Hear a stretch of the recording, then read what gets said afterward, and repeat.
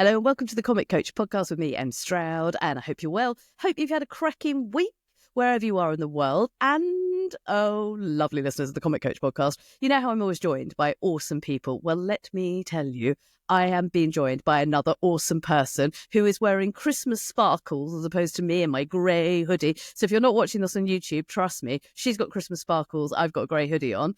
So today I am so pleased that I get to chat to the lovely, the very sparkly Vicki. Oh, Vicki! So excited Hello! to be chat. I know. I do feel like I need to share with our listeners. So you and I met, through the wonders of the internet and Blackpool and various other links of people that we both know. And I think it was like nearly 8 months ago or something that we tried to put this in. And then for various reasons, it's taken us until a very dark December day for us to be filming this. But I'm very excited that we're here. Festive season. Exactly. So how are you? How's your week? Has it been all right? Have you had a good week? I'm great. Yeah, it's been a great week. A mixture of all sorts of different things. I've been booking Easter this week, so it's all been a bit mad. We're definitely ahead of the game here. So yeah, we've had a bit of Easter. We've been working, doing the grottos and trying to fit festive family life in between. All is I mean, it's all good, isn't it? It's the magic and the wonders of doing stuff. Never a dull moment. Right. Now, my lovely listeners will know that I love to ask all of my guests these 6 questions all around impact. Are you ready? I think so. I mean, look at that. She's such a pro. She's like, Go for it. You can hit me with these questions. So who has had the greatest impact in your life? Okay. So this is a bit of a difficult one. It's not difficult. It's actually really easy. There's so many people that have had an influence in my life. I think as you go through the journey of life, you meet so many people along the way, but you're changing all the time and evolving all the time. So I think if I go back to childhood days, I think I'd have to say my nan. How cute's that? My nan. My nan Sheila, bless her. She owned a guest house in Blackpool on Napier Avenue, which was just like the place to own a guest house back in the 70s and 80s, because we had the Pet Shop Boys down the street. And we had next door, we had the Grumbleweeds and all sorts of famous people. And I got to walk the tiger from the Tower Circus up the street when I was about 3 years old. Which of course you did. That was not a story I was expecting. Which was just amazing. It was amazing. With the lovely Andy Walmsley. It was him and his mum that lived next door. And she was a fire eater in the circus and she looked after the tigers. But Andy went on to be fantastically famous, developing and building all the sets for American Idol, Britain's Got Talent, I think he did, and He Wants to Be a Millionaire. He lives out in Vegas now. So my nan had a huge influence just because of where she lived, but also her kind and wonderful nature. She was just such a wonderful person and looked after us quite a lot when our parents were working. And Christmases with my nan were just extra special. So I think she gave us such a wonderful kindness. But I also, from a very young age, knew I wanted to enter into the entertainment industry, not quite knowing what that would hold or what I would do. But again, owning a guest house, she always got free tickets for all the shows in Blackpool. So she'd take me along and we'd see the ice show and we'd go to all the variety shows on the pier. So I think everything I saw, I just got so excited about, and I knew that I needed to be a part of what made me happy as a child.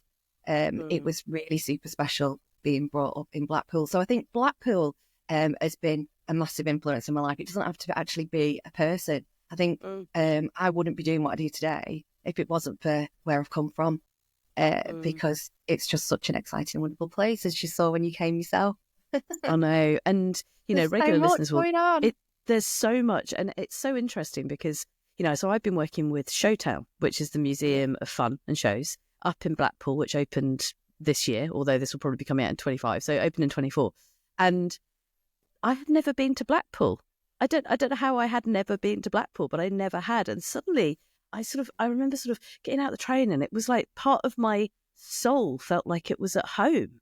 And I think it's because of all of the entertainment, the comedy, the joy, and obviously Strictly comes there now. And of course the town has had tough times, but my word, it feels like it's a place of change and possibilities grounded in that awesome history, right?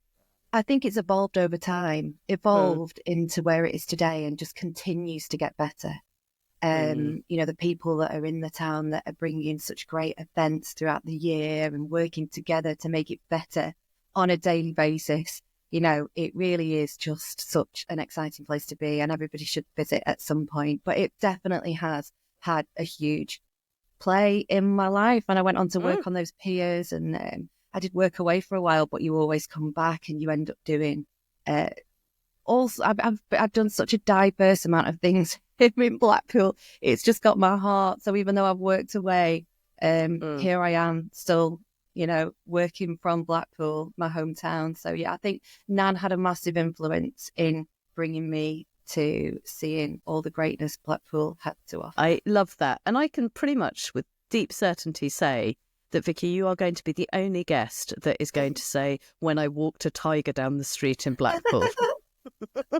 I know. And do you know how weird it is? I went on to work at the Tower Circus for 16 years after that. Right. And and I met my son's father there. And my son he wants to be a clown. He wants to be an entertainer. But it's just kind of, you know, I don't have entertaining. None of my family are entertainers. I don't have it in my blood as such. But I just feel like it's just part and parcel of what I wanted to do. I wanted to make people laugh. I wanted to make a difference in people's lives. You know, just to be able to switch off for that short period of time that you're watching a show or you're having that experience. You know, there's no mortgages, there's no hassles, there's no worries, there's no illnesses in that very moment that you're in that moment of joy. So yeah, I think from an early age, that's exactly I knew what I wanted to do through Nan. And then afterwards, as I developed as a performer working in Blackpool, worked with some brilliant producers, directors. They all have an influence in your life.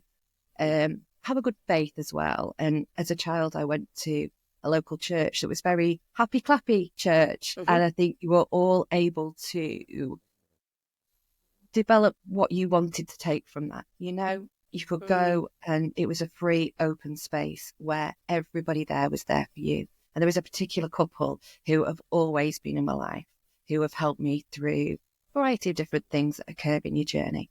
And they're a wonderful couple, and they've also had a great influence in my faith journey. And also, again, I feel like they were an inspiration, somebody I wanted to be, because they're there for so many different people. And I'm mumbling now, but they sponsored. No, you're not. It was beautiful. I was so there with you. I was like, oh my goodness me. It's almost like you're a storyteller. It's almost like you know how to hold a story in a stage. Who knew? I probably split it all at the start, and then it's going to get boring. No. Yeah, that's right, listeners. This was the peak. So this is definitely the moment. Turn off now. Don't. I'm joking. So question number 2, what keeps you motivated in what you do? Okay, motivation. I think most definitely because my when I had my son, my work had to be a bit more diverse, and I don't know how I stumbled across working in shopping centres, but I went to my local shopping centre because I had a caravan called Happy. Now this is really, really random, but I bought a caravan called Happy. Well, I called it Happy because it was. I wanted to renovate it and turn this 1970s caravan into something fun. So I took it round schools with children with additional needs, and we did pirate shows and a variety of entertaining puppet shows and things from this caravan. And it just gave me a purpose at the time where I felt like I needed one. And I said to the shopping centre, this is something that we could do. It's a big mall. Let's get the caravan in. Let's kind of entertain the local community. And it never materialised. But then I kept pushing and pushing with the marketing person that was there at the time. And she left. She emigrated over to Australia and sort of gave me an insight into the manager and said, just try and see what you can do. And I've never looked back. I've gone into working in the shopping centres, and I think that inspires me daily because we're very much see the raw side of the high street. So it's like watching the news, basically. What we see is quite unbelievable, and it's an absolute privilege. And I'm so grateful every day to be able to bring to the high street with a brilliant team that I have around me, be able to bring free entertainment or activities that children and families would not experience otherwise. And I think that drives me every day. I mean, yes to all of that. And I so hear you. And because Blackpool, hasn't had the investment, there are, there's some really tough areas because, as you say, there's not that much money floating around. And so to be able to bring pockets of joy into where people are, I'm not surprised that keeps you motivated every day, right? Yeah, absolutely. And I mean, it comes with its challenges, especially at Mhm. Christmas. Christmas either brings out the really good in people or the really bad in Mm, people. You really see people's frustration, hurt, anger. And that's where you kind of become almost, you can be a carer, you could be a psychologist, you could help mm, people with their mental health. You're not just a member of staff or an entertainer. You become everything to mm, everybody that mm, wants to speak to you. And yes, we get arrogance, we get all sorts, but it's trying to turn that. mm. Why are they feeling like that? And try and turn that on its head and give them back what we're there for. Just give them a bit of peace if it's possible. Hugely. And I think sometimes, and regular listeners and those that came from my previous podcast of Clowning Around will know that, I'm a really big supporter of Clowns Without Borders. And so they will send clowns into various refugee camps and places Wonderful. that are experiencing war. And the reason that it's so magical is because just because life might be hard doesn't Yeah. mean that we can't have pockets of joy, doesn't mean that we can't have pockets of light, because it's so important to remember that even on the really dark days, the sun is shining somewhere. And we all Yeah. have to remember that. And I think there's something so beautiful and powerful. And quite often it's through entertainment, which could seem whimsical or, just sort of like, oh, well, why are they doing that, etc. But actually what it does is it reminds people about the good. And I Yeah. think what you're doing is so important because of that. Uh, there's a freedom in peace, isn't there? Mm, Just even enjoy and just to have that, even if like say it's for 5 minutes or a few mm. seconds, that is an element of just feeling free. Yeah. Yeah. And And that is the counterbalance, right? And you have to remember that so that you can get through the tough times.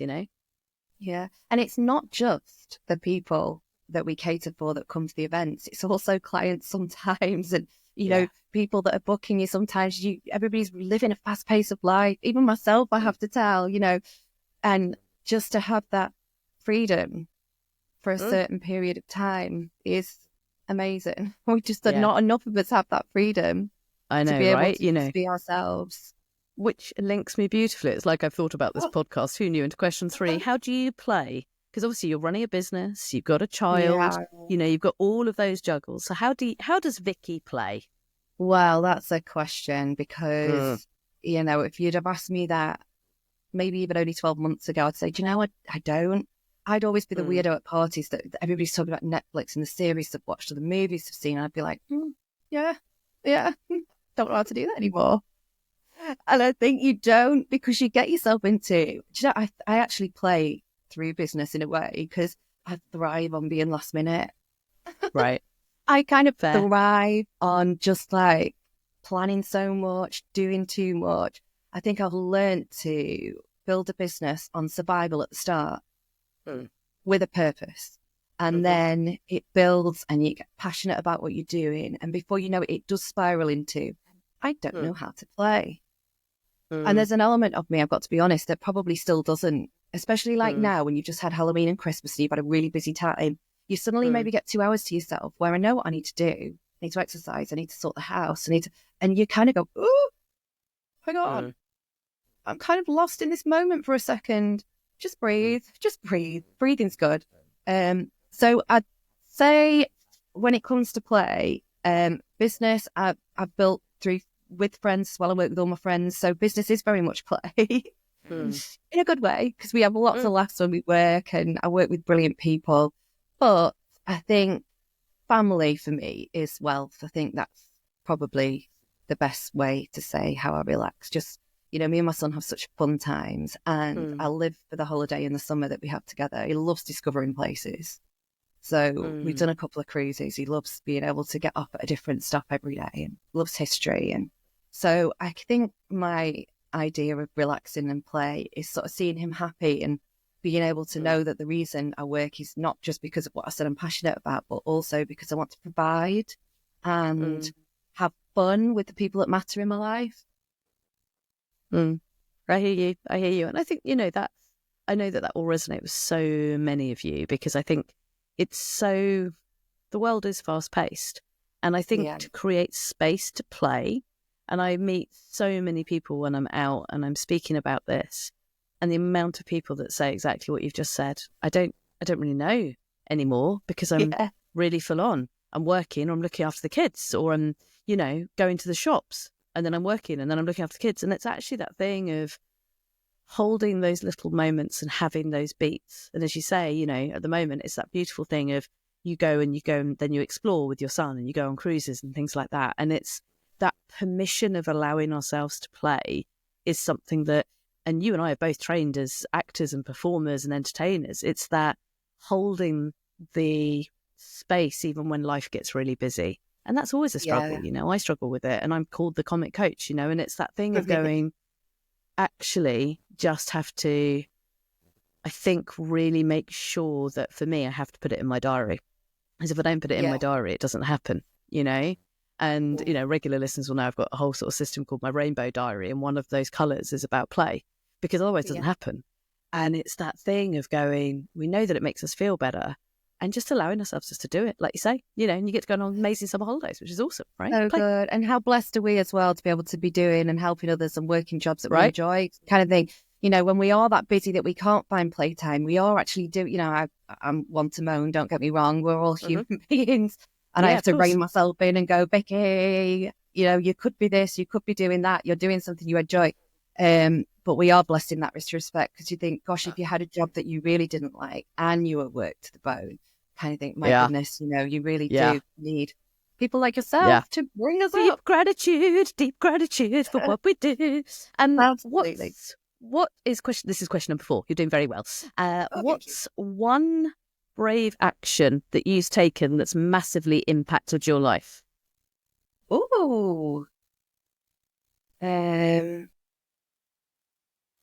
Trusting myself, maybe. I don't know. That's a tough one. Do you know, I've not got that prepared at all, because I want to say something like jumping out of a plane. That's something I'd like to do, actually. Fancy it? Yeah, noted. Yeah, I'll do that with you. I'd like to do that. I would like to do that. I'm just not right. You've heard it here first on the Comic Coach podcast. Em and Vicki are going to jump out of a plane. Oh my gosh, I'd love to do it.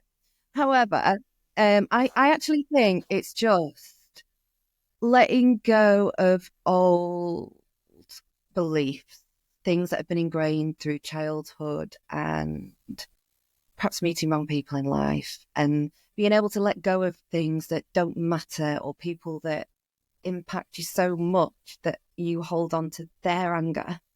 And I think just finding me, I think, is the bravest thing. Just finding me. It's taken such a long time. And I know that sounds ridiculous to anybody that knows me, that's listening. You've always got it, haven't you? You're all right. You've always got a situation, but inside you battle with yourself. We all do. And I think,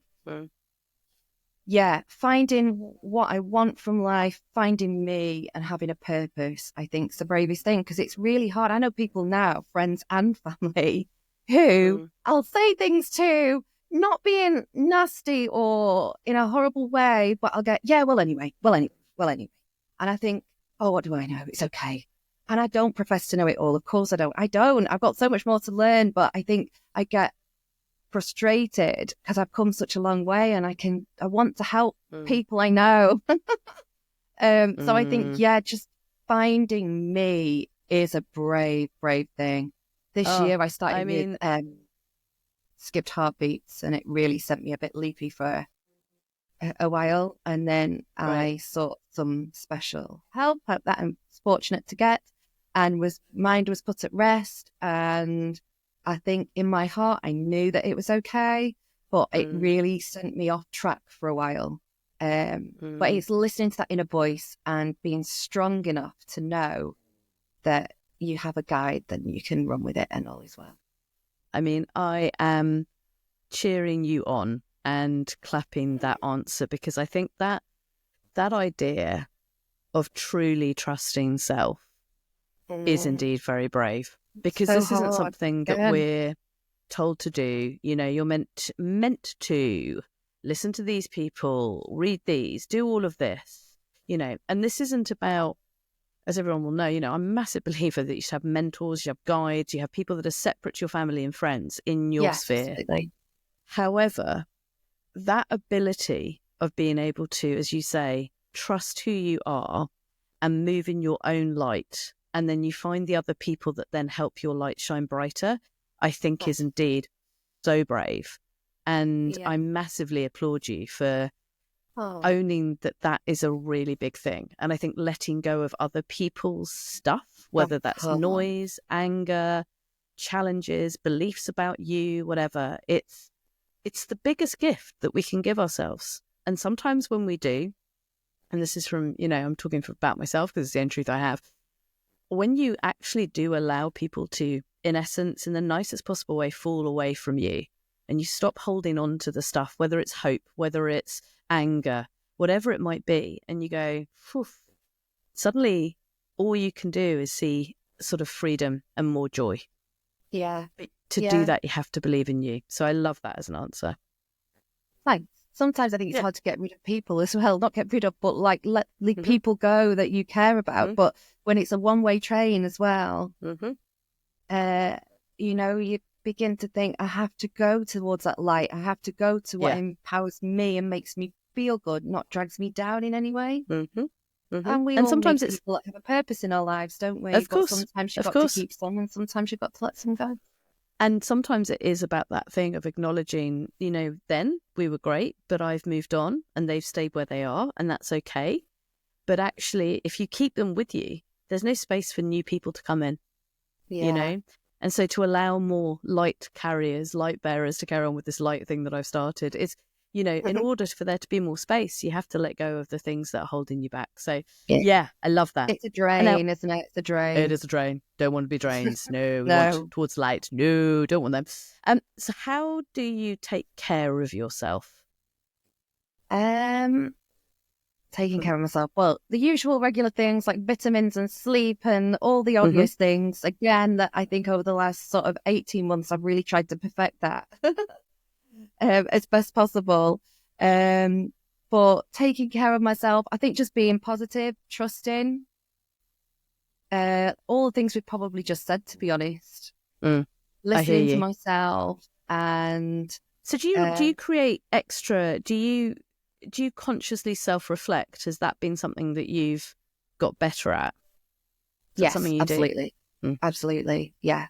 Because you've got to self-reflect. You've got to be very negative with yourself to come up as well. And, it's always feedback, not failure, isn't it?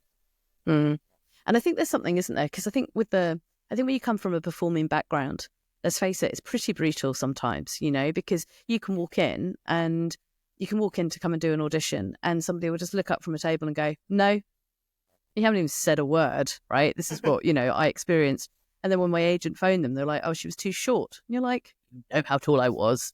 But it's brutal, and then there's other times where you think you've got a job and you think you've got it. And then somebody will go, no, you're not the right. So there is, I think sometimes as performers, and I'm aware that we've got people listening that aren't trained performers, I think sometimes it is that resilience that we get from having been on stage and stuff not working and you have to get on and you just, the whole show must go on stuff. I think it does give us more foundations that perhaps you and I are even aware of, right? Yeah, I think you become stronger. You've got that endurance to keep going. In my past, I've been on the kitchen floor sewing costumes at 4 a.m, and my friends are like, what are you doing? I'm like, come on, it's got to be done. That extra bit has to go in, the bit that no one ever notices, but I know. Yeah. And there's a star there and you're like, I sewed that on at 4:30 in. No one cares, but you know. I know. And I have to push myself, and I do that all the time just now at Christmas, I'll make myself laugh though. I think that's the thing. You've got to laugh at yourself is so important. And I've laughed at myself a lot over this last few weeks. You're like, why do I care about the small star and the thing that no one else is going to notice? But I do. I do. And then finally, what have you been thinking about over the last couple of days? What's been in Vicky's head over the last couple of days? What have you been pondering? Do you know what I've been thinking about? My cousin gave birth to a baby girl yesterday. So amazing. Very much. She lives in London, so she's not close, but I'm sure we'll be seeing this lovely little girl. We haven't got a name yet. We're hoping for that today. So yesterday, she had to go in for a C-section, so she was very much in my mind and in my thoughts. And we very much miss my nan that I'd mentioned at the start of the talk. She brought the family all together, and sadly, she's not around anymore. And I know we've all got boys, so she would have absolutely loved a girl in the family. It would have been everything. I actually had a little tear yesterday because I'd found a wedding picture of my nan and Gramps, and I'd seen this thing on Instagram where you can bring it to life. Good old AI. Oh, Wow. And I managed to get it done. And there they were, sat in the wedding car. And it brought a tear to my eye because it made me realise that in that moment, in that wedding car, the love they shared, again, going back to that very moment was all that mattered. That very moment. And then when she sent me a message of the little girl that was just born and how perfect she was, and I just thought, gosh, new beginnings. New Right? beginnings. It's massive. You know, she's been born into such a noise and Yeah. what the parents do. And I was thinking about Manan and generationally what she's given to us all. What she's given to us all is the gift of knowing that family is the treasure of her life. How much we meant to her and how knowledgeable she was actually, but we didn't realise till we started to read things that we found that she'd written and diaries that she kept. It was an absolute joy to read. And I think, yeah, the last 2 days I've really thought about in this fast-paced Christmas life I'm currently living, that love is everything. And yeah, even the nativity story, you know, that small baby in a terrible bed, but the bed didn't matter because it was a gift of love. The gift of love is exactly what I've been thinking about over the last 2 days. I love that. And Yeah. nothing else that we say is going to be more profound and more beautiful than that. So, Vicki, I literally could talk to you for hours, but I am aware of your time and, of course, my good listeners' time. And you're so right. Love is everything, right? How do people find you and your awesome stuff that you are doing? Where should they go on the interweb? Okay, so on LinkedIn, you can find me under my Sunday name of Victoria Ivanov. So yeah, pop on LinkedIn. You'll be able to find me personally on there. Candy House Events and Entertainment is our company. I'm really excited because we move into the new year. We're opening a sister company that's very similar. So awesome. Yeah. So find us at Candy House Entertainment, but we've got a new website that will be launching in the new year. Amazing. I will make sure that all of that is in the notes. Vicki, I knew it's going to be a joy. Thank you so much for coming on the Comic Coach podcast with me, Em Stroud. Quick. I know, right? It's like, it's amazing. It's like we're just chatting, and then voila, there it is. But thank you so much for coming. I have loved talking to you. Thank you, lovely. Take care. Thank you. The fabulous Vicki. Goodness me, I could talk to that woman for hours. And yeah, all you need is love, right? All we need is love. Now, this will be coming out in January. Obviously, we recorded this at the end of December, but it's going to be coming out in January. And so if this episode has landed with you, which I'm sure it did, that taking of a beat to make sure that you've got time to play, that is so important.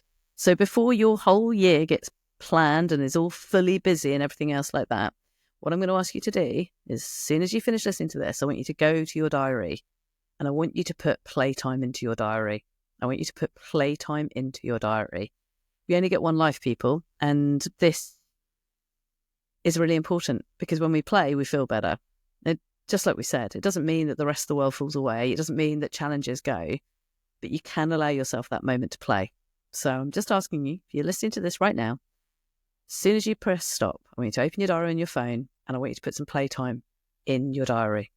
Thanks for listening to the Comic Coach podcast with me, Em Stroud. Do like, subscribe, let everybody know about it. I've got some cracking guests lined up this year. It's going to be awesome. We're going to learn so much together about what impacts people. How do we leave more of an impact in the world? And it's going to be quite a year for all of us. So I look forward to catching up with you all soon. Take good care. Speak to you soon. Bye.